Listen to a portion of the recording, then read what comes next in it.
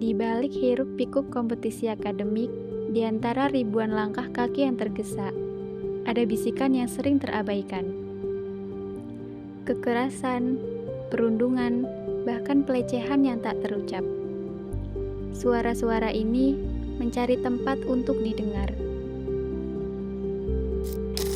Kasus perundungan di dalam kelas itu pun juga mungkin bisa dikatakan bisa terjadi ya. Kalau kan misalkan saya sebagai dosen pengampu gitu ya, di beberapa mata kuliah, ketika mata kuliah ketika ada project gitu ya, project mata kuliah, ketika ada kalau misalkan ada tugas kelompok, ketika ada satu orang yang tidak diajak kelompok, itu juga sebenarnya adalah perundungan gitu kan ya. Maksudnya kalau misalkan dia gitu, apakah memang problemnya itu di dia sendiri, atau misalkan ada temen yang nggak mau dia itu jadi kelompoknya kayak gitu. Nah, kalau misalkan satu orang ini dirundung gitu ya, dibully gitu karena memang tidak mau ada yang ngelompokkan sama dia, itu kan juga kasus perundungan sebenarnya.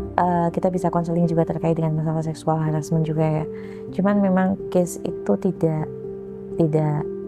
hampir tidak bisa dikatakan hampir tidak ada atau jarang terjadi di sini kayak gitu. Di Universitas Brawijaya, salah satunya di Fakultas Ilmu Komputer, ada pintu yang selalu terbuka. Sebuah ruang yang dibangun dengan empati kolektif. Unit layanan terpadu kekerasan seksual dan perundungan. Di sini, pertolongan tidak hanya datang dari profesional, tapi juga dari sahabat kampus yang hadir untuk menyembuhkan kerinduan dan menghadirkan kenyamanan.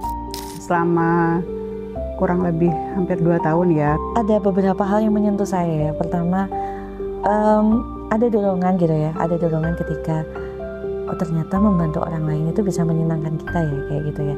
Jadi kayak ada sesuatu yang timbul bahwa ketika kita sering memberi gitu ya, ketika kita sering memberi, kita akan kita akan mendapatkan kebahagiaan gitu ya.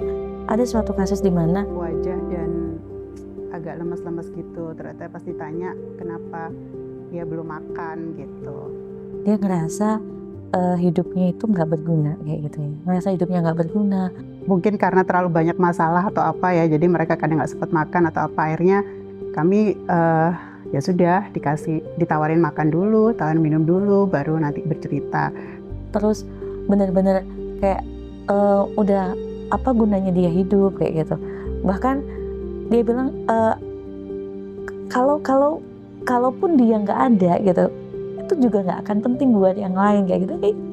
Jadi ada sesuatu yang kenapa gitu ya, kenapa kamu berpikiran seperti itu dan seterusnya kayak gitu ya.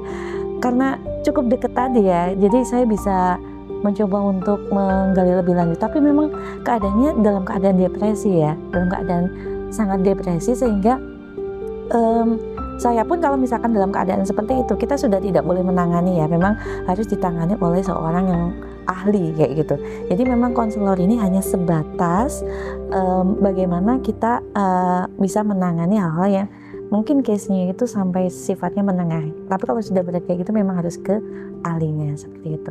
Saya tanya lagi gitu ya, kabarnya bagaimana hari ini gitu. Terus dia terasa seperti menjalani hari-hari baru ketika mendapat WA saya gitu ya, menanyakan kabarnya. Dia merasa hidupnya ada yang mendukung kayak gitu. Entah kenapa gitu ya, entah kenapa hidupnya ada yang mendukung dan dia punya semangat baru lagi untuk bergerak. Rasa cemas, rasa takut, keraguan. Langkah pertama menuju pemulihan seringkali adalah yang terberat.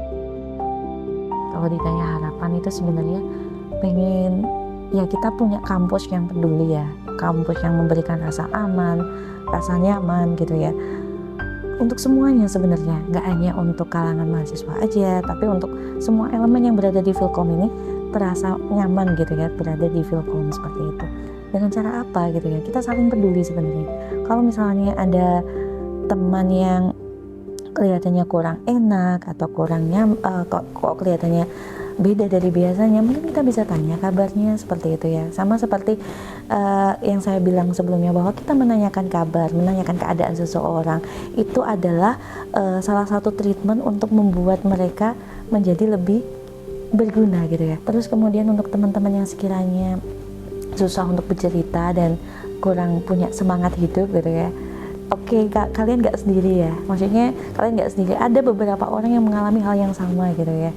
At least ya kalian punya satu temen lah yang bisa kalian percaya. Atau kalau misalkan nggak ada, kalian bisa datang ke kalau di Vilkom ya ada WKLTKSP yang bisa bekerja sama dengan konselor sebaya JW dan juga Dharma Wanita di Sahabat Kampus gitu ya. Dan itu bisa dilakukan secara bersinergi gitu. Dari teman-teman konselor sebaya atau rekan melangkah, itu juga dari teman-teman mahasiswa sudah sangat membantu gitu ya, membantu. Terus kami dari Sahabat Kampus itu sangat mensupport untuk teman-teman atau adik-adik yang ingin bercerita, ibaratnya ingin, aku kok kangen ya sama ibu di rumah, aku kok kangen ya sama mamah yang ada di kampung nun jauh di mata gitu ya. Tapi ada kami insya Allah di sini yang akan mendampingi, yang akan mendengarkan cerita dari teman-teman yang ingin bercerita atau sharing gitu ya, sebagai motivasi untuk ibu-ibu di luar sana atau ibu-ibu di Vilkom gitu. Ayo bergabung di Sahabat Kampus, kita sama-sama bergandengan tangan untuk membantu adik-adik yang lagi punya masalah atau yang lagi pengen curhat atau sharing. Insya Allah banyak sekali manfaat yang kita dapat. Kita tidak bisa mengontrol masalah, tapi kita bisa mengontrol bagaimana kita bereaksi. Di Universitas Brawijaya, Fakultas Ilmu Komputer, ruang aman ini telah tersedia.